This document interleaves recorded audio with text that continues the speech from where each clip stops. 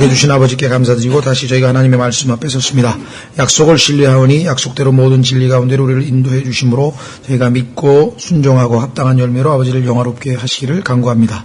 이 말씀들을 통해 더욱더 주님께서 원하시는 바 우리 주 예수 그리스도의 형상으로 저희가 변모되어 가는데 아버지 하나님 저희가 적극적으로 나설고 주님의 통제하에서 이 모든 일을 성취하시기를 간구드립니다. 부족한 자를 도우셔서 이 사역을 온전히 성취하셔서 존귀와 영광을 얻으시옵고 우리 모두에게 큰 유익이 되고 복이 되도록 역사해 주시기를 간절히 간구드리며 이 시간을 아버지 손에 온전히 의탁드립니다. 감사드리옵고 우리 주 예수 그리스도 이름으로 기도하옵나이다. 예, 아까 한 구절 더 보충하면은요, 거기 분량을 채운다라고 할 때에 신약 성경에도 이 말씀이 하나 있습니다. 데살로니가전서 2장으로 가시면 데살로니가전서 2장 15절에 가면은 데살로니가전서 2장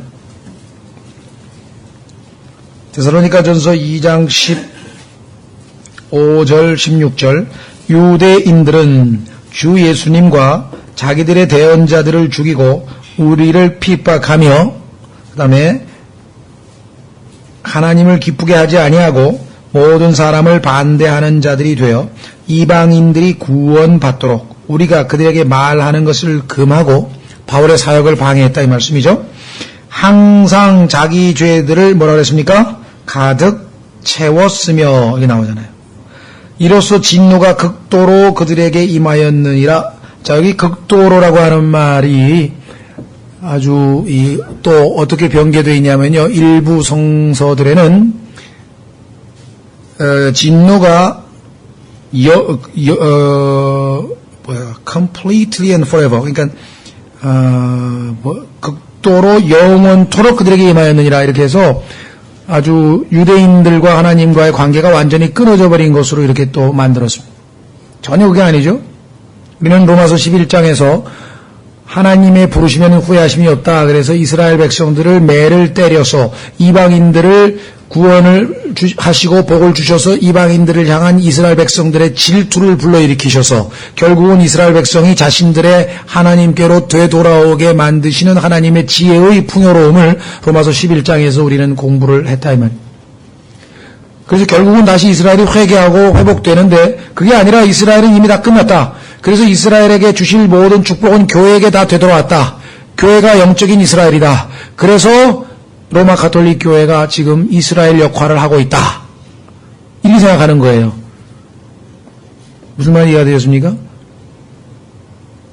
그러니까 교리 하나를 옹호하기 위해서 성경을 마음대로 고칠 수 있는 이 무모한 것은요, 이게 보통 일이 아닙니다. 하나님 말씀을 1.1획도 손대면 엄청난 일이 발생하는 것이죠. 자, 그래서 우리는 지금 어디까지 왔냐면요. 36절까지 왔고요. 이제 37절이죠. 오 예루살렘아 예루살렘아 대언자들을 죽이고 내게 보낸 자들을 돌로 치는 자여, 암탉이 자기 병아리들을 자기 날개 아래 모음같이 내가 얼마나 자주 네 자녀들을 함께 모으려 하였더냐.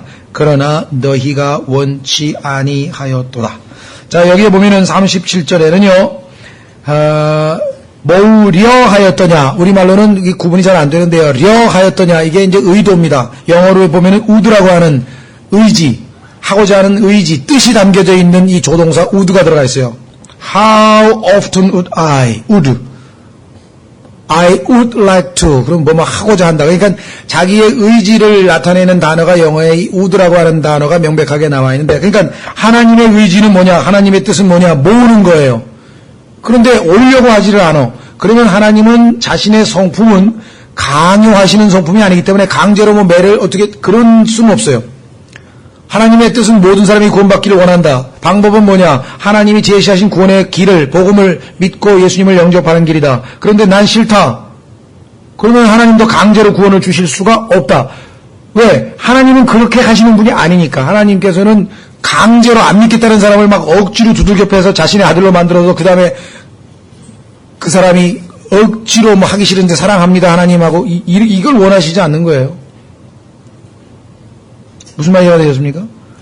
그러니까 그런데 반대로 너희는 would not, 하나님은 would 그러시고자 했는데, 모으시고자 했는데 너희가 오려고 하지 아니하였도다. 자신들의 이 유대인들의 뜻은 거부였어요. 따라서 이 구절은 명백하게 칼빈의 예정론이 얼마나 비성경적인 교리라고 하는 것을 입증해주는 중요한 성경 구절 중에 하나겠죠. 그렇죠? 칼빈에 따르면 우리의 뜻은 아무 소용도 없어. 하나님이 정해놓은 대로 지옥 갈 사람 지옥 가고 하늘나라 갈 사람 하늘나라 가는 거야. 발버둥 쳐도 소용없어. 전혀 그게 아니에요. 내가 하나님의 뜻을 받아들이면 하늘나라 가는 것이고 내가 거부하면 지옥 가는 거예요. 결정은 내가 짓는 것이지 하나님이 정해놓은 데 따라 우리가 로봇처럼 움직이는 게 아니라는 것이죠. 오죽하면 요한 웨슬리의 동생 찰스 웨슬리가 있는데요. 찰스 웨슬리는 역시 감리교 목사인데 찬송가에 보면은 이 찰스 웨슬리의 작사 그 찬송시가 굉장히 많습니다. 굉장히 많은 찬송가를 쓴 분인데 그분이 이 칼빈의 예정론을 보면서 격분해가지고 뭐라고 했냐면 이 저주받을 교리를 누가 만들었어? 왜? 하나님이 언제 지옥 갈 사람하고 하늘나라 갈 사람 다 정해놨어. 여러분들 그런 하나님 믿겠어요? 그런 하나님을 믿고 있다는 것 자체가 이해가 안 가요. 어떻게 하나님을 그렇게 말도 안 되는 인물로 만들어버리냐고. 어떻게 하나님께서 지옥 갈 사람 천당 갈 사람 딱 정해놓고 무조건 정해진 대로 움직이라고 우리 그런 하나님이 전혀 아닙니다. 예정이라고 하는 단어는요 성경에 5번밖에 안 쓰였거든요. 예정 다 찾아보시면 예정에 관한 교리가 칼빈이 만들어낸 예정론하고는 정반대, 전혀 그게 아니라는 걸 금방 알 수 있어요. 그래서 너희는 search the scriptures, 성경을 탐구하라.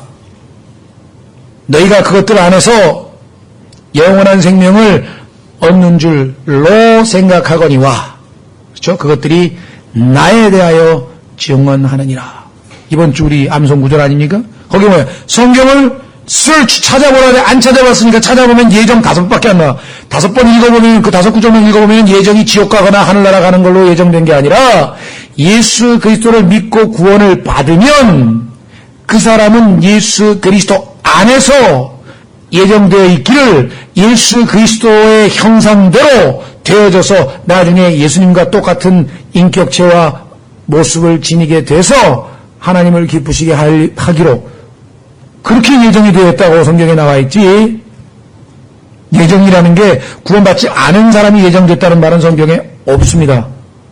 그리스도 안에서, 그리스도 안으로 우리가 들어간 다음에 보니까 예정이 되어 있더라. 무슨 말이가 되겠습니까?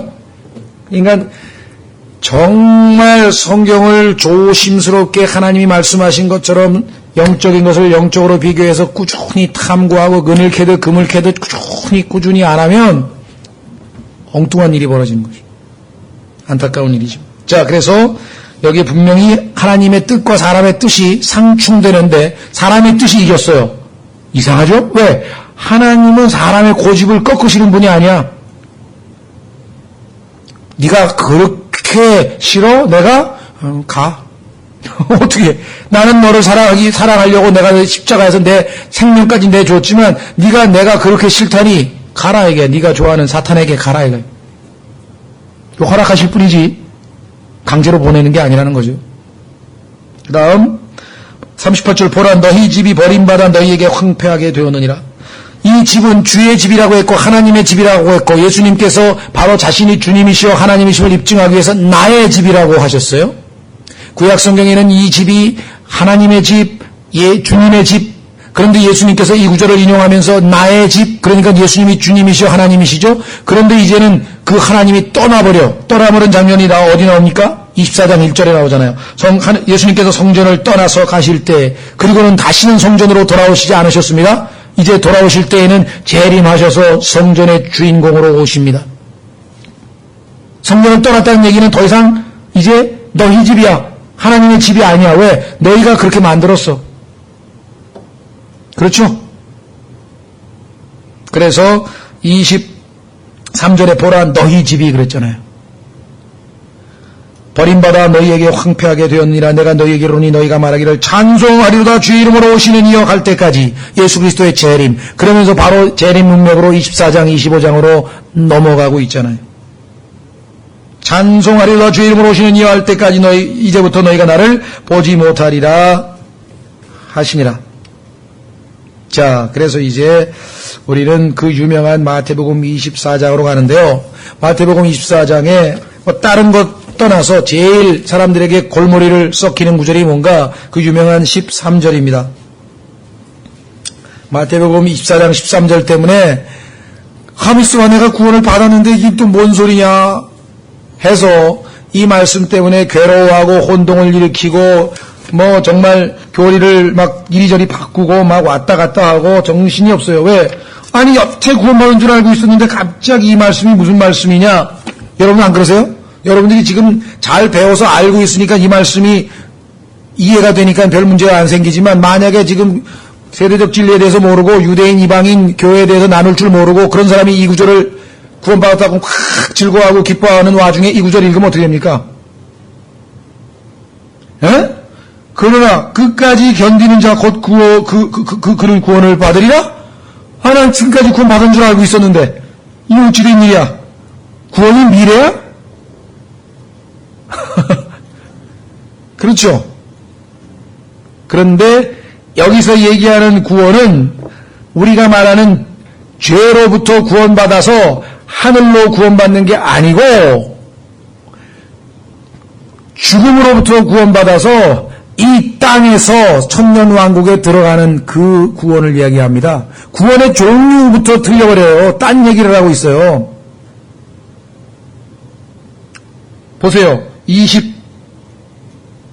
22절 그날들이 짧아지지 아니하면 어떤 육체도 구원을 받지 못할 것이로되 선택받은 자들 위하여 그날들이 짧아지리라. 육체의 구원을 얘기하고 있어요 지금. 그렇죠. 그런데 우리는 혼의 구원에 대한 얘기를 하고 있잖아. 우리 신약회에서 구원받은 사람들은 우리의 혼이 죄로부터 구원받아서 하늘로 가는 얘기를 하고 있잖아요. 근데 여기는 지금 육체가 죽지 않고 살아남아서 천년왕국에 들어가는 그 구원을 얘기하고 있는데 구원의 종류도 틀려요. 성경에서 구원이라는 용어가 얼마나 다양하게 쓰이는 줄 아십니까? 그런데 구원 달랑 한 가지만 알아가지고 모든 것에 다 적용해버리면 어떻게 됩니까? 이거 엄청난 일이 벌어지는 것이에요. 그렇죠? 서양 사람들은 동양 사람들 보면요 전부 중국 사람이라 그래요. 제가 스페인에 갔더니 그냥 서양 사람들 눈에는 동양 사람 하면 중국 사람이냐고 물어봐요. 요즘에 뭐 일본이 좀 세졌지만 일본이 좀 세지기 전에는 전부 다 왜냐면 옛날부터 서양 하면 그냥 차이나야 그냥 누구야 그 동방견문록 쓴 사람 누구죠? 마르코 폴로. 하여간 그 동방견문록 때부터 시작해가지고 서양 사람들의 동양하면 그냥 인도 아니면 중국이야. 근데 인도는 색깔이 좀 틀리잖아요. 그러니까 우리같이 생기면 중국에서 왔냐고 이렇게 물어본다고. 우리는 또 어때? 아는 게 미국밖에 없어. 그래가지고 그냥 코쟁이만 지나가면 무조건 미국 놈이. 세르비아 사람도 있고 러시아 사람도 있고 베레벨 사람도 다 있는데 뭐 비유가 적절한지 모르겠습니다만 아니 성경에서 나와서 구원이라는 얘기만 나오면 무조건 지옥에서 건져냄을 받아서 죄로부터 구원받아서 하늘 날아가는 그것만 생각하고 있으니까 구원 그러면 그거 한 가지만 달랑 생각하면 어떻게 되니? 대한민국에 과일이 하나뿐입니까? 과일 그러면 됩니까? 과일의 종류가 몇 개인데 구원의 종류가 몇 개인데 육체의 구원이 있고 혼의 구원이 있고 심지어는 베드로는 물속에 풍덩 빠졌잖아요. 무리를 걷다가 그때 뭐라 그랬어요? 주여 나를 구원하소서. 그 구원은 무슨 구원이에요? 물속에 빠져 죽는 것으로부터 구원받는 걸 얘기하는 거예요. 그러니까 구원이란 단어가 감옥에 들어있는데 나를 구원하실 것이라? 그럼 뭐 하늘나라 가는 얘기입니까? 아니죠. 그런데 구원파는 아는 게 딱 하나야. 그냥 그 구원 가지고 울거먹는 거예요. 얼마나 안타까워요. 하나님께서 난과 그랬잖아요. 구원의 혼의 구원이 있고 육체의 구원이 있고 그 교회 시대의 구원이 있고 환란 때의 구원이 있고 다 다릅니다. 과일에는 심지어는 복숭아에도 뭐 천도복숭아가 있고 황도가 있고 백도가 있고 다 몇 종류가 있는데 어디 달랑 하나만 알아가지고 안타깝죠. 지금 우리가 누구를 비판하기 위해서가 아니라 알고 보니까 너무나 우리는 알아서 감사한데 모르는 사람들 보면 이게 너무나 답답하다. 아마 우리 성근이나 친근이가 저를 보면 답답할 거예요. 왜? 무슨 이 컴퓨터도 그렇고 이것도 그렇고 뭘 좋은 걸 가지고 있는데 뭘 써먹을 줄 알아야지. 이게 전화 받고 거는 것밖에는 뭐 요즘에 이제 문자 이제 떠듬 이것밖에 못하니까 뭐 이 활용도가 얼마나 많아요. 근데 안타깝죠. 컴퓨터도 마찬가지. 뭐 인터넷으로 몇 개 뭐 서핑에 뭐 내가 아는 거나 몇 개 찾아보지 뭘 이걸 활용을 못 하잖아. 이게 하나님 말씀이 그냥 막 상상을 초월하는 축복과 은혜와 진리가 막 풍성하게 들어가 있는데 달랑 죄에서부터 구원받아서 하늘나라 가는 그거 하나만 붙들고 그냥 10년, 20년 울고먹는 거야. 그러니 아직도 그 얘기 또 하는 거야. 그게 잘못됐다는 건 아니죠. 우리는 구원받은 거를 날마다 감사해야 되지만 그러나 그것만 가지고 있으면 안 되죠. 당연히. 깐난 애기가 태어나가지고 밤낮 그대로 있을 수는 없는 것처럼. 참으로 안타까운 일이에요. 우리 주변에 우리가 정말 책무가 크고 우리가 받은 특권이 크고 성경에서 보면 많이 받은 자는 많은 것을 요구하신다 그랬어요.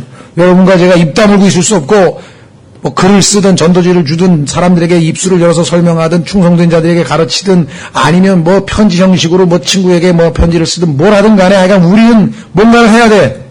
엄청나게 많은 것을 우리가 받았기 때문에 이걸 그대로 간직할 수는 없어요. 땅에다 묻어두면 안 되죠. 자, 어쨌거나 그래서 봅니다. 24장 1절 예수님께서 성전을 떠나서 가실 때 그분의 제자들이 성전의 건물들을 보여드리려고 그분께 나아오매 예수님께서 그들에게 이르시되 너희가 이 모든 것을 보지 아니하느냐 진실로 내가 너희에게 이르노니 여기서 돌 하나도 다른 돌 위에 남지 아니하고 다 무너지리라 하시니라. 유대인들이 제일 자랑하는 게 바로 그 성전 건물이거든요. 정말 화려한 그 엄청난 건축물. 또 거기에 뭐 금덩어리는 또 얼마나 갖다가 거기 집어넣는지 굉장하죠? 그래가지고서 그냥 그렇게 자랑스럽게 생각하고 보십시오 보십시오 했는데 예수님께서 느닷없이 이렇게 말씀을 했으니 얼마나 당혹스러워했을까. 거기 보면은 마가복음도 그렇고 누가복음에도 그렇고 이들이 그냥 그 성전이 너무나 멋져서 예수님께 막 이런 건물이 어디냐고 막 자랑하고 있는 모습들을 우리가 보게 되죠. 근데 예수님께서는 그게 중요한 게 아니다 이게 지금. 그렇죠? 예, 여기 여러분들 이 세계에서 제일 큰 종교시설 대한민국에 있습니다. 여기 가면은 뭐 성락교회 세계 종교센터라고 지금 구로동에다 지어놨는데요. 어우 진짜 막 어마어마하게 저 일부러 가서 구경했어요. 세계 최대 종교시설이라고 써놨길래 도대체 어마어마하게 이제 그런 거 자랑할 때가 아니죠. 지금 다 무너진다 이게 다 무너져. 자, 실제적으로 역사적으로 AD 70년에 티토의 공격에 의해서 예루살렘이 다 무너진 것이 사실이고 심지어는 예수님의 예언이 그대로 성취됐죠. 돌 위에 돌 왜 금덩어리 거기 뭐 묻혀있다 그러고 그 다음에 불 타면서 그 금덩어리 녹아내렸다 그래가지고 그냥 아주 그냥 그 터전까지 건물 터까지 다 파내고 난리를 쳤어요. 군인들이 금 꺼낸다고 금덩어리 때문에. 그래가지고 그냥 아예 돌 위에 돌 하나가 안 남게 완전히 그냥 다 이 말씀 그대로 이루어졌지만 이 말씀이 역사적으로 거기에서 그치는 것은 아니고 예수 그리스도의 재림 문맥이기 때문에 400년 전에 느부갓네살이 와서 예루살렘을 무너뜨리고 또 여기서 한번 무너뜨리고 그 다음에 또 예수 그리스도의 재림 때도 동일한 일이 벌어질 것을 말씀하고 있습니다. 그래서 단지 AD 70년에 일어난 일로 단정 지을 수는 없다. 왜? 자, 3절에 보십시오. 그분께서 올리브산 위에 앉으셨을 때, 자, 그래서 이것을 올리브산의 설교라 그래요. 그러니까 예수님께서 산상 설교가 한 번 있었죠. 그 다음에 올리브산에서 설교가 한 번 있었죠. 그 다음에 그 유명한 요한복음 13장에 다락방 설교가 있어요. 요 설교가 끝난 다음에 이제 다락방 설교를 하는데 왜냐하면 이것은 이제 그 예수님이 제자들과 은밀하게 마지막 그런 그 회합을 갖는 게 바로 그 유명한 다락방 설교고 그것은 요한복음 14장부터 17장까지 성경에서 가장 심오한 내용이 들어있죠. 특히 요한복음 17장은 예수님이 하나님과 한 기도문 전체가 쫙 들어있는데 그 기도를 보면 야 내가 이 성령 충만하고 영적으로 성숙하면 내 기도도 이런 식으로 바뀌겠구나. 그걸 미리 예견할 수 있는 기도의 수준을 볼 수 있는 기도입니다. 자, 3절 그분께서 올리브산 위에 앉으셨을 때 이 올리브산은 옛날 성경에는 감람산이라 그랬죠. 감람. 한자로 아마 썼던 것 같아요. 올리브나무. 우리나라에서 올리브는 요즘에 별로 잘 안 먹는데 요즘에는 어디에서 먹습니까? 피자에 들어가 있어요. 피자 보면은 그냥 올리브 얇게 썰어가지고 붙어 있잖아요. 그렇죠? 근데 서양 사람이 올리브를 어마어마하게 좋아합니다. 우리로 치면 그게 좀 소금에 절여가지고 짠지 같거든요. 오이지, 짠지 뭐 이런 식으로 굉장히 짠데도 굉장히 좋아요. 또 기름도 뭐 많고. 그래서 약간 올리브 나무가 있는 산 위에 앉으셨을 때 제자들이 은밀히 그분께 나와 이르되 우리에게 말씀해 주셔서 어느 때 이런 일들이 있으리까? 이런 일들은 앞에 나와 있죠. 어떤 일입니까? 성전이 다 무너지는 일. 언제 이런 일이 일어나겠습니까? 왜? 이 엄청난 일을 말씀할 때. 그렇죠.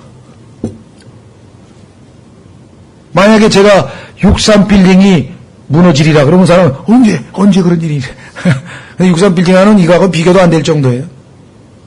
근데 또 주께서 오시는 때의 표적과 그 다음에 세상 끝의 표적이 무엇이리까 하니. 자, 조심하십시오. 주께서 오신다고 할 때에는 성경에 따르면 예수님의 공중재림, 자신의 신부를 데리러 오셔서 휴거시키셔서 데리고 가셔서 공중에서 만나는 공중재림이 있고 지상의 재림이 있는데 이것은 지상재림이죠. 어떻게 알아요? 세상의 끝의 표적이라 그랬잖아요.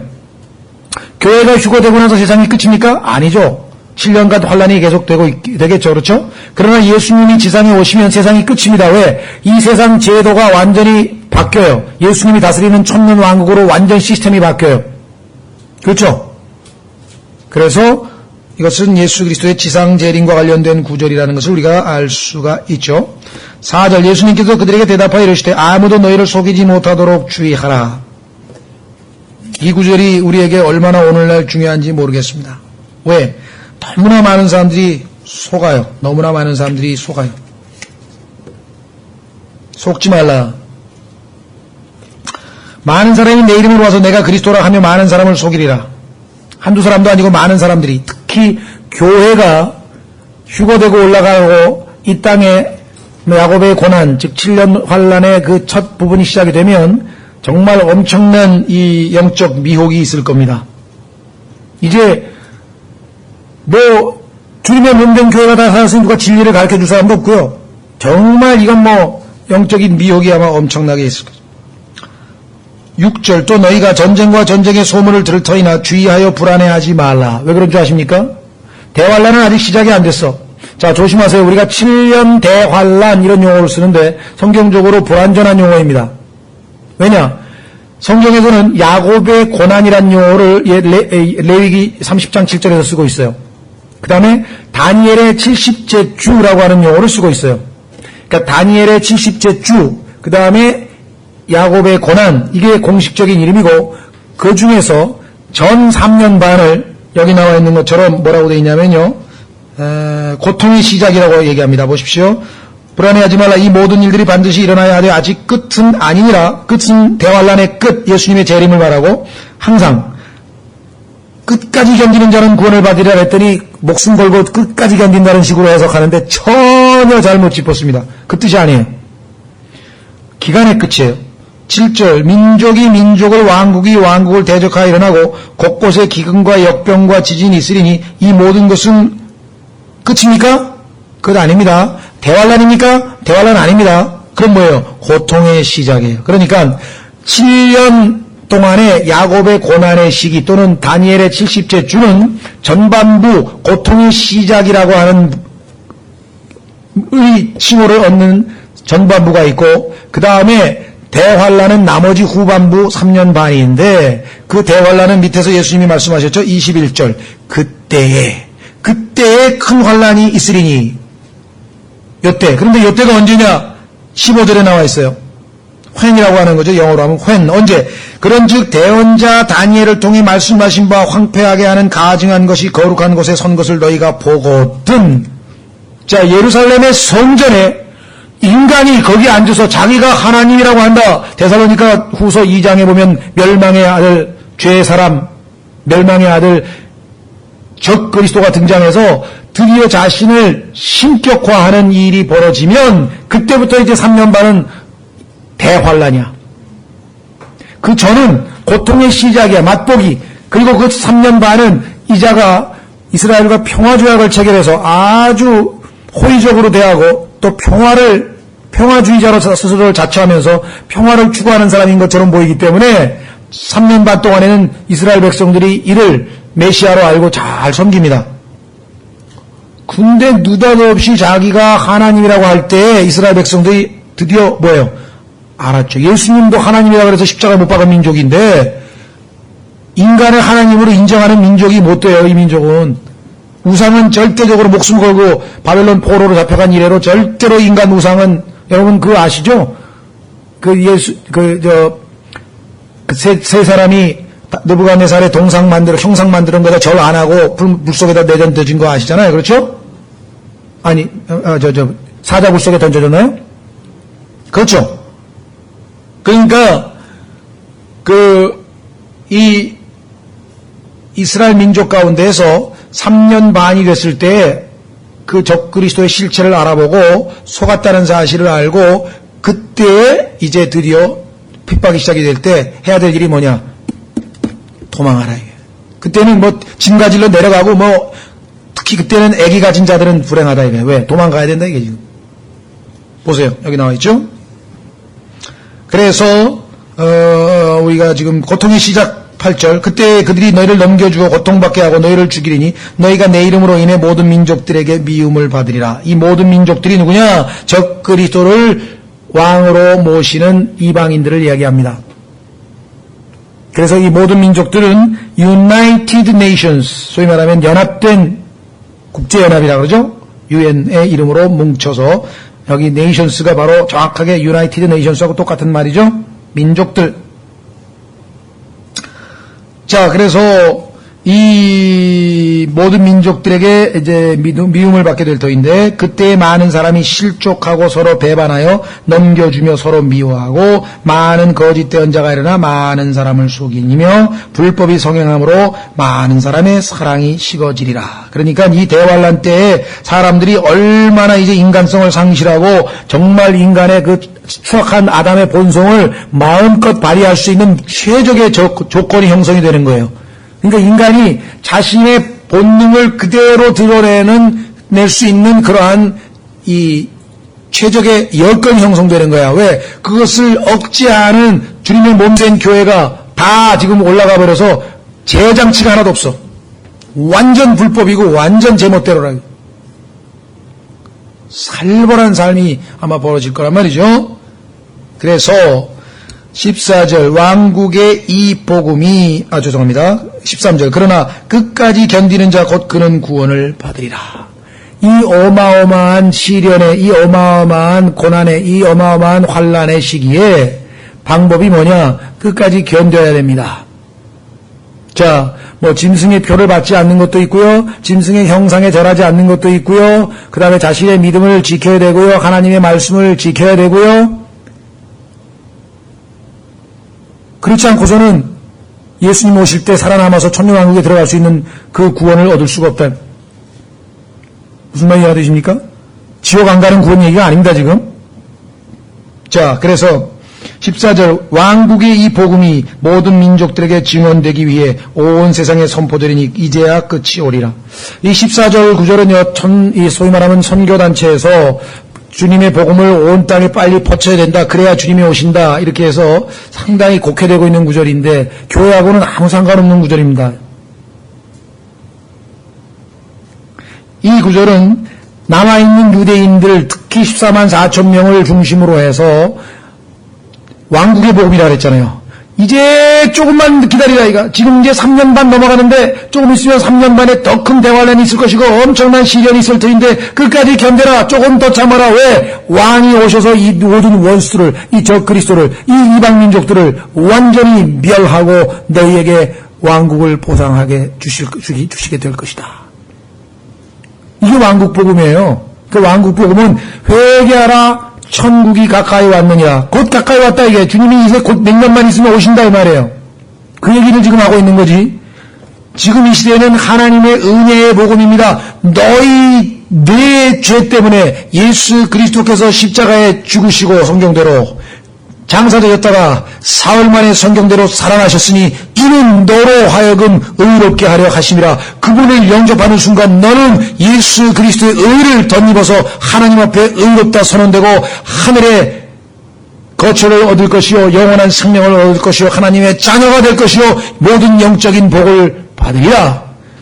그 얘기하고 여기서 얘기하는 것은 예수 그리스도께서 이 지상에 내려오셔서 이제 2000년 전에 거부했던 그 왕을 회개하고 받아들이는 자들을 백성으로 삼아서 이 땅에서 왕국을 세우시고, 그렇죠? 그대로 천년 왕국에서 그 왕국의 백성이 되도록 하리라. 그리고 그들에게 모든 물질적인 풍요와 건강과 하나님께서 안전하게 안보, 보안, 지키시는 축복을 주리라. 구약의 유대인들에게 주신 약속과 이때 주시는 약속이 똑같은 약속이에요. 그러니까 항상 유대인들은 뭐예요? 팔레스타인 땅을 통해서 하나님과 관계를 맺는 것이고, 우리는 heavenly people이잖아요. 완 내용이 다른 얘기 아니에요. 그렇죠? 그러니까 이것을 rightly dividing, 나누지 않은 채 성경을 읽으면 정말 이건 막 엉망진창이 되는 거예요. 그렇죠? 보십시오. 14절. 그런즉 대언자 다니엘을 통해 말씀하신 바 황폐하게 하는 가증한 것이 거룩한 것에 선 것을 너희가 보거든. 이 가증한 것이 누군가는 다니엘서 또 데살로니가 후서 등등을 쭉 살펴보면 우리가 종말론을 지금 여기서 다 할 수 없으니까 적 그리스도인 것을 우리가 알 수 있죠. 짐승, 계시록에 나오는 짐승. 누구든지 읽은 자는 깨달을지어다. 그때 유대에 있는 자들은 산들로 도망할지어다. 벌써 여기 유대에 있는 자들에 대한 얘기를 하고 있지. 지금 온 세상 교회에다 얘기합니까? 유대에 있는 유대인들에 대해서 얘기하고 계시잖아요, 지금. 그 다음에 지붕에 있는 자는 자기 집에서 무엇을 취하려고 내려가지 말며 들에 있는 자는 옷을 가지러 되돌아가지 말지어다. 그날들에는 아이벤 자들과 젖먹이는 자들에게 화가 있으리로다. 결혼하지 말라고 하나님으로부터 명령을 받은 대언자가 딱 한 명 있습니다. 예레미야입니다. 그 예레미야가 바로 이 시대, 대환란 시대 유대인들을 예표하고 있는 인물이요. 그의 칭호가 눈물의 대언자예요. 왜? 고난 가운데 있었기 때문에. 그 이외에는 태열매는 하나님이 주신 축복이라 그랬지. 에벤자가 여기 나와 있는 것처럼 화 있으리라고 한 적이 한 번도 없으셔요, 하나님이. 그러나 이 시대에는 특수한 상황에서 아이 가진 사람은 어떻게 도망을 가냐면 뛰어야 되는데, 그렇죠? 아기를 안고 젖먹이가 있으면 얼마나 도망가는데 지금 급박하게 지금 여러분들 6.25 때 피난해 보신 분 아시잖아요. 애들 안고 오다가 애 다 버린 사람도 있고 버리고 싶어서 버린 게 아니라 굶어 죽기도 하고 엄청난 정말 일들이 벌어지지 않았습니까? 이때 왜? 이때는 더해요. 6.25 때보다 더해. 왜? 여기 나와 있죠. 보십시오. 20절. 그러나 너희의 도피하는 일이 겨울이나 안식일이 일어나지 않도록 너희는 기도하라. 왜 그렇습니까? 겨울이 되면 얼마나 추워요. 도망가기 어렵죠. 우리 1.4 때 얼마나 많은 사람 죽었습니까? 그 다음에 여기 나와 있는 것 안식일. 안식일 누가 지킵니까? 유대인들. 왜? 유대인들은 안식일날 비행기가 안 떠요. 안식일 지켜야 되기 때문에. 그러니까 안식일에 걸리면 그냥 잡히는 거야. 잡으러 오면. 율법을 지키려면. 끝까지 견디려면 율법을 지켜야 되는데. 그렇죠? 여기서 안식일이라지 말라고 하는 그 도피라고 하는 단어가 놀랍게도 오늘날 소위 말하는 비행기 탈 때 그 flight라고 하는 단어예요. flight number, flight. 비행기 타고 도망가는가 봐요. 어쨌거나 정확하게 오늘날 사용하는 단어를 하나님이 사용하셨죠. 자, 그 다음에 그때 큰 환란이 있으리니 그때라고 하는 것은 바로 15절에 나와 있는 다니엘이 말한 그 가증한 것이 거룩한 것에 쓴 것을 얘기하죠. 그때 큰 환란이 있으리니 세상이 시작된 이래로 이때까지 그런 환란이 없었고 이후에도 없으리라. 히틀러의 엄청난 유대인 학살, 쉰들러즈 리스트도 있고 최근에 또 무슨 어디더라? 최근에도 이름도 잊어버렸는데 또 무슨 영화도 하여간 나와가지고 참 그 유대인들이 막 그 히틀러로부터 어마어마하게 고난당하는 그 유명한 영화들이 많이 있는데요. 그거는 맛복이야 그냥. 히틀러는 그냥 맛복이라니까. 적 그리스도에 비하면. 왜? 여기 전무후무하다 그랬잖아요. 그런 환란이 없었고 이제도 과거에도 이제도 앞으로도 없어. 그 정도의 엄청난 환란이 있을 것이라고 예수님 말씀하셨으면 이건 상상을 초월하는 걸 겁니다 아마. 그렇겠죠? 그날들이 짧아지지 아니하면 이거 조심하십시오. 대부분의 사람들은 짧아진다는 얘기가 그러면 7년 중에서 6년 6개월로 줄이신다는 말이냐. 그 얘기 아닙니다. 길이가 줄어든 게 왜 하나님이 7년으로 정해놓은 게 어떻게 줄어들어요? 여기서 얘기한 것은 날들이 하루가 24시간이 안 될 수도 있다 이게 지금. 언제 그런 일이 있었습니까? 여호수아 때 보면 날이 길어지기도 했죠. 또 히스기야 때는 날이 막 줄어들기도 하고 왔다 갔다 했죠. 하나님께서 그 24시간을 빨리 가게 할 수도 있고 느리게 갈 수도 있는데 이 고통당하는 하나님의 백성들을 위해서 날을 하나님이 좀 땡겨서 짧게 할 수도 있다 이런 말이지. 7년이 막 어떤 분들은 뭐 몇 년으로 줄어들 것이다 막 이렇게 하시는 분이 있는데 전혀 그 얘기 아닙니다. 오해하지 마시고요. 그날들이 짧아지지 않으면 어떤 육체도 구원을 받지 못할 것이로되. 구원이 육체의 구원이잖아요. 죽지 않고 살아남아서 천년왕국에 들어갈 수 있게 된다 이 말을 하고 있는데 왜 여기도 구원, 그 다음에 13절에도 구원, 전부 지금 딴 얘기고 교회는 이미 휴거된 상태에서 이 땅에 남아있는 대환란 때 유대인들에 대해서 예수님이 오시는 끝까지 견디라고 지금 충고하고 있는데 왜 교회 시대 사람들이 그 구절을 자기에게 갖다가 적용을 하냐 이 말이에요. 예? 그렇죠? 어떤 사람이 착각해가지고 보니까 자기가 뭐 세금 안 냈다고 응? 독촉장이 날라와가지고 그냥 불안초조하는데 이상하다 내가 세금을 다 냈는데 왜 그러지 그러고 옆 보니까 옆집에 온 편지를 보고선 불안해하고 있다면 이게 말이 되냐 이게 옆집에 갔다 자기 해당이 안 되는데 왜 지금 교회 시대의 성도가 이 구절을 읽고 불안해하냐 이 말이에요. 그런데 한두 명이 아니야. 끝까지 견뎌야 된다는데 어떻게 견디지? 저 그리스도가 고문하면 어떻게 견디지? 이거 고민하고 있어요. 마귀에게 속은 거죠. 그렇죠? 문맥을 봐도 유대인이요. 때는 그 시기는 대환란 때요. 전혀 지금 교회 시대에 대한 얘기가 아닌 건데 그리고 하늘의 왕국에 대한 얘기라고 지금 왕국 보고 복음도 은혜의 복음이 아니고 뭐 증거가 지금 한두 개가 아닌데 그렇죠? 23절 그때 누가 너희에게 이르되 보라 그리스도가 여기 있다 하거나 저기 있다 해도 그 말을 믿지 말라. 거짓 그리스도들과 거짓 대언자들이 일어나 큰 표적들과 이적들을 보여할 수만 있으면 바로 그 선택받은 자들을 속이리라. 우리는요 적 그리스도가 예루살렘의 성전에 떡 앉아가지고 내가 하나님이다. 다행입니다. 그 엄청난 무모한 짓을 우리는 안 볼 거거든요. 이 지상에서는 그런 일이 벌어져요. 그리고 거기다가 형상에 절하고 표 안 받으면 사고 팔 수도 없고 다 죽어요. 계시록에 보면 다. 24절 거짓 그리스도인들과 거짓 대언자들이 일어나 큰 표적들과 이적들을 보여할 수만 있으면 바로 그 선택받은 자들 누굽니까? 선민 선택받은 자 chosen people 유대인들 얘기하는 거 아닙니까 지금? 성경 구약에서 계속 일관성 있게 말씀하고 있잖아요. 그러므로 그들이 너희에게 이르되 보라 내가 그가 사막에 있다 해도 나가지 말고 보라 그가 은밀한 방에 있다 해도 그 말을 믿지 말라. 번개가 동쪽에서 나서 서쪽까지 번쩍이는 것 같이 사람의 아들이 오는 것도 그러하리라. 그렇죠? 하늘에서 예수 그리스도께서 재림하실 때에는 공개적인 재림입니다. 비밀리에 있는 재림은 이미 7년 전에 그리스도의 몸된 교회가 휴거할 때 공중에서 재림하셨고 이번에는 누구나 다 볼 수 있는 공개적인 재림을 하시는 것이에요. 그렇죠? 예. 여러분들 예수 그리스도 초림 때도 그랬죠? 우리 초림 때 어땠습니까? 예수님께서 은밀하게 목자들에게만 나타나 목자만 예수님이 말 구유에서 태어난 거 봤죠? 예, 예수님을 사랑하는 자들에게만 보여주고 그 다음에 예수님께 공개적으로 경배하러 왔던 그 3명의 현인들이 왔을 때에는 예수님께서 집에 있었잖아요. 말구유가 아닙니다. 2년이나 지나서 그래서 2살 아래로 다 죽이라고 한 거 아닙니까? 항상 비공개, 공개, 비공개, 공개. 친밀한 사람들하고는 비공개로 대화죠. 그래서 공개적인 재림이 있게 될 때를 말하고 이것은 엄청난 참 놀라운 일인데 번개가 동쪽에서 나서 서쪽까지 번쩍이는 것 같이 사람의 아들이 오는 것도 그러하리라. 다 누구나 다 목격할 수가 있습니다. 그래서 누가복음에 보면은 한 사람은 낮이고 한 사람은 밤이야.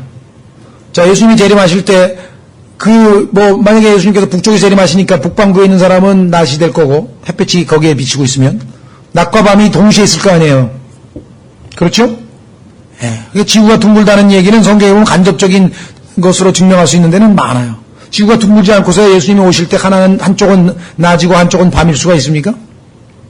누가복음에 기록되어 있죠. 자, 28절 또 어디든지 사체가 있으면 거기로 독수리들이 함께 모여들리라. 이 구절은 성경에 여러 번 반복하는데 여러분들 멀리 갈 것도 없이 요즘에 동물의 왕국이나 이런 데 보면요 그 수없이 많은 시체들이 이 홍수라든가 뭐 그다음에 이렇게 나가지고 그냥 막 쫙 널리게 되면 독수리들과 새들, 까마귀들 나와가지고 그냥 순식간에 청소하죠. 깨끗해집니다. 이때 뭐 정확한 계산은 아니겠습니다만은 인구도 정확하게 모르겠고 한 어떤 형제님이 계산한 바에 의하면은 성경에서 하나님께서 처음에 인구의 3분의 1이 죽고 그 다음에 또 3분의 1이 죽고 나머지에 또 4분의 1이 죽고 계시록에 보면 계속 그게 죽는 걸 계산을 하다 보니까 나중에 한 65억 중에서 40억 이상이 죽을 것 같은데 사람만. 짐승은 또 어때? 어마어마하게 죽을 거 아니겠어요? 아니 뭐 조금만 유행병만 돌아도 막 소도 쓰러지고 돼지도 쓰러지고 그런 판인데 그런 엄청난 재앙의 시기에 얼마나 그러니 그래서 그것을 하나님의 잔치라 그래서 하나님의 성찬 수없이 많은 그 독수리 떼들이 날라와가지고 시체를 가서 깨끗이 청소하는 작업 어디든지 사체가 있으면 거기로 독수리들이 함께 모여들리라. 예수 그리스도의 재림 직전에 그렇죠? 예수님께서 재림하시는 그 순간에 이 땅을 깨끗이 왜? 왕이 지금 임하고 등극하시는데 깨끗이 청소가 돼야죠. 하나님의 솜씨는 정말 놀라운 것 같아. 네? 독수들이 쫙 날아와가지고 그 시체들을 말끔하게 깨끗하게 치워버리는 거 그거 정말 엄청난 솜씨 아닙니까? 아 참. 그 천년왕국이 그냥 말끔해지는 것이에요. 자, 그 다음에 이제 어떤 일이 벌어지나 보십시오. 그날들의 환란 뒤에. 자, 그러면 환란이 끝나고 예수님 오시기 직전엔 어떤 일이 벌어지는가? 정말 전무후무한 초자연적인 현상들이 벌어지게 됩니다. 그날들의 환란 뒤입니다. 천년왕국이 임하는 거죠. 해가 어두워지며 달이 자기 빛을 내지 아니하고 별들이 하늘에서 떨어지며 하늘들의 권능들이 흔들리리라. 그때 사람의 아들의 표적이 하늘에 나타나고 정말 엄청난 일이 벌어지겠죠. 그때 땅의 모든 지파가 애곡하며 이스라엘 백성들이 드디어 회개하며 예수 그리스도를 맞이합니다. 스가랴서 12장에 보면 자세하게 나와 있죠. 계시록 1장에도 나와 있죠. 자기들이 찌른 자들을 이분이 우리 조상들이 우리 민족이 이분을 죽였구나 하면서 깨닫는 거죠. 애곡하며 그 12지파의 이름들이 스가랴서 12장에 보면 쭉 열거돼 있다. 사람의 아들이 교회와 관련지어서 예수님은 자신을 사람의 아들이라고 계시해 본 적이 없어요. 사람의 아들을 보면 구약서부터 신약에서까지 일관성 있게 이스라엘 민족과의 관계를 얘기할 때 항상 사람의 아들을 말씀하고 있는 걸 보게 또 다른 유대적 배경이죠. 권능과 큰 영광을 가지고 하늘의 구름들 가운데서 오는 것을 보리라. 구름, 예수 그리스도의 재림 현상 중에 두드러진 현상 중에 하나죠. 사도행전에서 구름 타고 올라가시는데 구름 타고 그대로 내려오신다고 했죠. 구약에도 구름에 관련된 얘기는 너무너무 많습니다. 이 구름에 대해서 한번 연구하면요. 구름처럼 신기한 물체가 없다 그래요. 구름처럼. 참 신기합니다. 그가 큰 나팔 소리와 함께 자기 천사들을 보내리니 그들이 그의 선택받은 자들을 하늘 이 끝에서 저 끝까지 사방에서 함께 모으리라. 이 31절 말씀이 소위 말하는 환란 성도의 휴거를 얘기하겠죠. 환란 성도의 휴거. 그래서 끝까지 견디고 그런 사람들을 하나님께서 이제 불러 모으시는 것입니다. 그렇죠? 자, 그래서 우리는 어디까지 왔습니까? 31절까지 왔죠? 예. 32절. 이제 무화과 나무의 비유를 배우라. 그것의 가지가 아직 연하고 잎사귀를 내면 여름이 가까운 줄을 너희가 아나니. 자, 예수 그리스도께서 그러니까 뭐 성경에서 이스라엘 백성을 비유할 때 여러 가지 나무가 등장하는데 세 가지가 핵심입니다. 첫 번째는 포도원입니다. 포도나무. 그래서 그 포도나무 한 그루를 이집트에서 뽑아다가 이식을 했는데 팔레스타인 땅에다가 그리고 최적의 모든 조건을 다 갖춰줬는데 어찌에 자라고 나서 보니까 최고 품질의 최상품 포도를 심어놨더니 들포도나무를 나무는 어디 무슨 들포도를 열매를 맺었느냐 하면서 막 그 포도원 주인이 탄식하는 장면이 나오죠. 즉 이스라엘이 하나님의 은혜로 구원받아서 가나안 젖과 꿀이 흐르는 땅에다가 심어놨는데 어떻게 해서 나오기는 열매가 그렇게 악한 열매가 나왔느냐? 그래서 예수님께서 그 이스라엘은 거짓 포도나무고 예수님은 나는 참 포도나무니 이제 내가 참 포도나무라고 하시면서 이스라엘 민족에 대해서 요한복음 15장에서 말씀하고 계시죠. 그 다음에 두 번째로 이 유대인들은 올리브나무에다 비유됩니다. 그 다음에 세 번째로 유대인들은 무화과나무로 비유됩니다. 그래서 이 무화과나무는 창세기 3장에서 첫 번째 언급의 법칙이라는 게 있는데 성경에서 어떤 그 의미가 첫 번째로 언급된 데에서 결정이 되면 그 의미가 지속적으로 일관성 있게 같다는 거예요. 예를 들면 지금 얘기한 것도 지금 마찬가지고 창세기 4장에서 이 철이라고 하는 철기 문화가 가인과 연관이 되어 있죠. 그런데 다니엘서에 보면은 이 철이라고 하는 것이 역시 폭력, 파괴, 그래서 이 사탄과 관련되어 있어요. 또 사사기라든가 이 민수기라든가에 보면은 이 가나안 족속들의 그 문화 중에 보면 이 철기 문화가 발달에 대한 관련된 얘기가 많아요. 오늘날도 이 쇳덩어리는 뭐 무기 만드는 데 쓰이고 이 일관성 있게 성경뿐만 아니라 이 온통 전 세계를 사물과 현상을 해석할 때에는 항상 성경적 바탕에 의해서 모든 걸 해석을 하게 되어 있거든요. 그렇게 하나님 만들어 놓으셨어요. 철. 그런 식으로 첫 번째 언급의 법칙. 자, 사랑하면은 우리 생각할 때는 세상 사람들은 모성애고 남녀 간의 사랑이고 그렇죠? 아니면 친구 간의 사랑, 우정. 아버지의 아들을 향한 사랑? 그거 별로 아마 이 세상에 있는 사람들이 언급하는 거 별로 못 보셨죠? 근데 성경에서 말씀하시는 사랑이란 단어는 처음 언제 쓰이느냐면요. 아브라함이 아버지가 이삭을 향해서 네가 사랑하는 아들이라도 나에게 기꺼이 바쳤은즉 하나님이 말씀하시는 사랑의 첫 번째 의미는 뭐냐? 아버지가 아들을 사랑하는 거예요. 하나님께서 예수 그리스도를 사랑하신 그 사랑이에요. 그리고 그 예수 그리스도를 통해서 구원받게 될 우리 하나님의 아들들을 향한 사랑이에요. 무슨 말이가 되었어요? 그러니까 사랑에 대한 개념도 성경적 관점에서 해석을 해야 되는 거예요. 그 얼마만큼 중요한 것인가. 그 중에 하나가 이 무화과나무는 어떤 특성을 가지고 있는가? 자기 의를 예표하죠. 가죽옷은 뭘 예표합니까? 하나님의 의이신 예수 그리스도를 예표하죠. 왜? 짐승을 죽이고 그 피를 흘린 다음에 옷을 만들어 입힌 게 가죽옷이잖아요. 반면에 무화과나무는 자기 노력에 의해서 키워가지고 자기 의를 나타내죠. 그래서 무화과나무 잎으로 A4 앞치마를 만들었는데 그건 자기 의 가지고는 다 더러운 걸레 같고 그래서 하나님 앞에 입고 나갈 수가 없어서 하나님께서 뭘로 바꿨죠? 가죽옷으로. 그래서 이 무화과나무는 껍질만 남은 자기 의만 남아있는 종교인들을 나타낼 때 쓰는데 그 대표적인 집단이 바로 이스라엘이었다는 것을 우리가 알 수 있죠. 그래서 이 무화과나무의 비유를 보라. 그것에 가지가지 기어나고 잎사귀를 내면 여름이 가까운 줄을 너희가 알거니와 여러분도 아시다시피 이 이스라엘은 하나님의 아들을 십자가에 못 박고 우리는 가이사가 우리의 왕이고 예수는 우리의 왕이 아니다.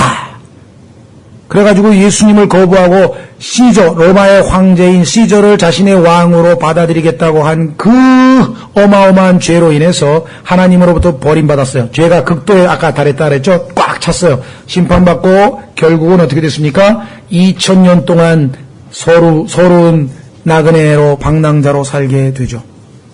하나님의 엄중한 심판이 있게 됐는데 그런데 그 잎사귀만 무성하고 다 죽었던 누가 봐도 죽었던 나무였는데 그 잎사귀가 드디어 죄송합니다. 죽었던 같은 나무에서 잎사귀가 드디어 나오는 거예요. 싹시 나는 거예요. 그 다음에 여름이 가까워졌는데 이때는 어떤 일이 벌어지는가? 이제 조금 있으면 그 잎사귀가 들어가면서 열매가 맺게 되죠. 언제? 예수 그리스도께서 재림하실 때. 자, 그래서 1948년 여러분 잘 아시는 것처럼 이스라엘이 5월 14일 날 유엔으로부터 국가 승인을 받아서 독립하게 됩니다. 유대인들은 AD 70년에 전 세계적으로 흩어져서 유럽을 주로 지중해 연안의 유럽의 국가들에서 많은 고통을 당하고 어느 나라에 가든지 항상 배척을 받았는데 그렇게 미움을 살 행동을 한 것도 별로 없어요, 사실은.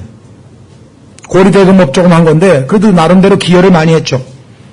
그런데 그 배후에 누가 있었습니까? 마귀가 있었죠. 왜? 그 유대인을 통해서 예수 그리스도께서 태어나실 것을 알고 그 예수 그리스도를 미워하는 마귀가 집요하게 유대인들을 모든 민족들을 동원해서 핍박을 했고 그 와중에서도 끝까지 살아남아서 하나님의 보호 가운데 왜? 출애굽기에 보니까 그 유명한 누굽니까? 모세가 주님을 사막에서 광야에서 만났을 때 불타는 떨기나무로 나타났었죠? 예. 근데 불이 타는데 나무가 타긴 타는데 아무리 기다려도 다 소멸되질 않아. 2000년 동안 타기는 타는데 소멸되지는 않아. 그래서 성경에서 말라기에서 하나님께서 야곱을 두고 너는 소멸되지 아니하는 그렇죠. 소멸되지 아니하는 나무라, 떨기나무라. 그래서 2000년 동안 하나님의 말씀의 약속대로 항상 박해를 받지만 소멸되지 않은 채 그대로 유지되고 드디어 예수님을 이 땅에 그 유대민족을 통해서 하나님께서 보내시게 되었습니다. 그런데 그 왕을 거부하고 2000년 동안 또다시 방황하고 있는 이들에게 드디어 하나님께서 약속하신 대로 두 번째로, 자, 첫 번째는 포로로 잡혀갔던 어디? 바벨론에서 다시 고국으로 돌아왔습니다. 그런데 얼마 있다가 다시 알렉산드리아에서, 그 다음에 다시 시리아에서, 다시 로마에 의해서 핍박을 받게 됐죠. 그래서 이번에는 두 번째로 그들을 다시 모으시겠다고 하는 약속에 따라 이제 전 세계로부터 그들을 모으야 되는데 모을 수 있는 방법이 뭐냐? 전쟁밖에 없어요. 그래서 1차 세계대전은 유대인들로 하여금 자신들의 나라로 돌아가게끔 준비시킨 전쟁이었고, 하나님의 관점에서 보면 2차 세계대전은 시오니즘 운동으로 인해서 전 세계적으로 이제 인정을 받아서 영국의 외상 발포하라고 하는 사람에 의해서 1919년에 드디어 이스라엘 땅을 유대인들에게 주기로 한 약속을 하고 유대인들의 도움을 받아서 전쟁에서 1차 대전에서 영국이 승리를 했는데, 처칠이라고 하는 사람이 나타나가지고 아랍인들의 소위 말하면 이 기름 문제 때문에, 소위 말하면 유전 때문에 약속을 지키지 않았습니다. 창세기 12장 3절에 의해서 유대인들을 괴롭힌 영국은 그때부터 몰락의 길을 걷기 시작한 거예요. 왜? 유대인들은 항상 하나님의 약속이 붙어있죠. 그들을 축복한 자를 축복하고 저주한 자를 저주하리라. 영국이 전 세계에서 몰락하게 된 원인은 영적인 원인이었지 절대 외형적인 원인이 아닙니다. 영국이 몰락해버렸다. 그리고 그 유대인들을 도운 나라가 어디입니까? 미국이었다 이거예요. 전부 다 미국이 다 살려줬어요. 그때부터 미국은 지금껏 유대인들을 도왔다는 이유 하나로, 그리고 적그리스도의 사탄의 모든 박해 가운데에서 유대인들을 보호하는 그 역할을 맡기 위해서 이 땅에 하나님께서 세우신 나라가 바로 미국이라고 하는 나라고, 그 역할에 대해서 1000페이지가 넘는 지금 책을 쓰신 분도 있어요. 킹제임스 성경을 믿는 그리스도인 가운데. 미국 역사에 대해서 썼는데, 미국이 존재하는 목적은 뭐냐? 유대인들을 보호하기 위해서 하나님이 이 땅에 세우셨다. 9.11 사태 왜 태어나느냐? 미국이 유대인들에게 자꾸만 불리한 정책을 쓸 때마다 하나님께서 미국의 재앙을 퍼부으셨어요. 그걸 사람들은 모르고 있어요. 그러나 미국 역사를 읽어보는 사람은 일어날 때마다 유대인들에게 불리한 정책, 유대인들을 보호하라고 하나님이 미국을 세워놨는데, 유대인들을 괴롭힐 때마다 이상하게 상상을 초월하는 재앙이 미국에 닥치는 게 한두 번이 아니에요. 수십 개가 그냥 리스트가 쫙 나와요. 9.11 테러도 그 중에 하나. 그러니까 성경이 이 세상을 지배하고 있는 겁니다. 성경을 알면 미래에 대해서 아무런 걱정할 거 없어요. 하나님의 말씀대로 하나도 빗나가는 것 없이 그대로 이루어지기 때문에 전혀 걱정할 거 없어요. 그래서 결국은 이 유대인들이 드디어 2차 세계대전을 하나님께서 일으키셨더니 이제는 뭐야? 갈 곳 없어. 그래서 1700만 중에, 지금 현재 1700만의 유대인 중에 약 350만 명이 그래도 모여들었어요. 그런데 적그리스도가 등장해가지고 유대인들에게 평화를 약속하면 이제 팔레스타인은 지금 불안해서 못 오잖아요. 전쟁 때문에. 미국의 유럽에 살고 있는 유대인들이 내가 무슨 생고생을 하면서 또 고국으로 돌아가는 건 좋은데, 거기 가면은 항상 아랍 사람들의 전쟁의 위협이 있는데, 적그리스도가 나서서 유대인들의 후견인이 되고 모든 아랍 사람들과 평화조약을 체결하고 그러면 엄청나게 돌아올 거라는 얘기죠. 그렇죠? 그렇게 된 그 유대인들이 예수 그리스도를 맞이하기 위해서 회개할, 저 그리스도의 3년 반의 대환란 기간 동안에 엄청난 박해를 받고 있게 될 때, 그렇죠? 바로 그때 예수 그리스도를 향해서 그들이 점점 이제 싹쓸 내고 마음이 준비가 되는 거예요. 그래서 예수님이 재림하시는 순간에 그를 메시아로 받아들이게 되죠. 그래서 33절 그런즉 이와 같이 너희가 이 모든 일들을 볼 때 그때가 가까이 곧 문들 앞에 이른 줄을 아느니라. 역사는 히스토리라고 하는데 히스토리라고 하는 말은 his story, 그분의 이야기란 말이죠. 하나님의 이야기예요. 하나님이 지금 이 역사를 적어가는 거예요. 성경에 미리 다 써놨어요. 성경을 읽으면 역사를 그냥 읽는 거예요. 놀랍죠? 그래서 하나님께서 우리에게 예언의 말씀에 미리 하나님이 써놓은 그 예언의 말씀에 귀를 기울이고 관심을 갖는 것은 do well, 너희가 잘하는 일이라. 우리가 휴거될 때까지 그렇게 해야 하리라 하고 베드로후서 1장에다 하나님께서 말씀해 놓으신 거 아닙니까?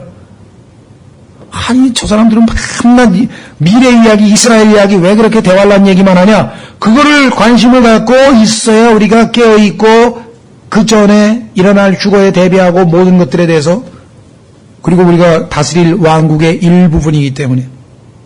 자, 그래서 우리는 34절 진실로 내가 너에게로는 이 세대가 지나가기 전에 이 모든 일들이 성취되리라. 대환란 때 유대인들을 얘기하고 있습니다.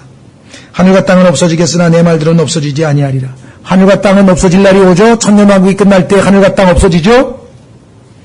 베드로후서 3장에 하늘과 땅이 어떻게 없어지고 원소들이 어떻게 풀어지고 모든 소위 말하면 과학자들의 과학적인 용어를 굳이 쓰자면 이 뭐라니까요, 물질이라 그러죠. 물질이 있고 지금 반물질이라는 게 있습니다. 반물질이 발견됐죠. 얼마 전에 무슨 지옥과 천당이라는 영화에 보니까 그 내용이 반물질을 누가 훔쳐가가지고 그거 가지고 막 하는 무슨 전쟁 얘기가죠. 미래.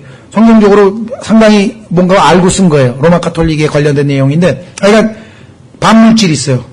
물질과 반물질이 촉매에 의해서 폭발하면 우주가 다 불탈 것이라는 게 과학자들이 이제 인정합니다. 과거에 반물질이 발견되기 전까지는 베드로후서 3장을 비과학적이라고 비웃었어요. 우주가 불탄다? 파리는 불탈 수 있겠지.